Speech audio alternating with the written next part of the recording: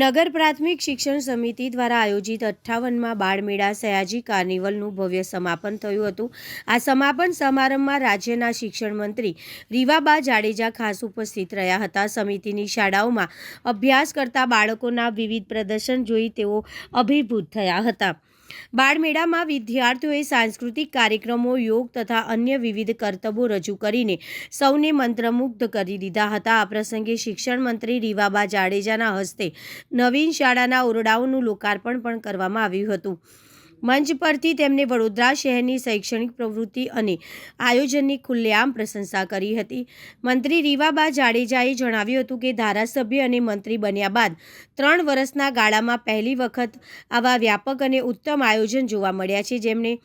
તેમને બાળકોને કાર્યક્રમ માટે તૈયાર કરનારા યુવા વિદ્યાર્થી, શિક્ષકો, ટ્રેનરો તેમજ સુરક્ષા વ્યવસ્થામાં જોડાયેલા તમામ કર્મચારીઓને અભિનંદન પાઠવ્યા હતા।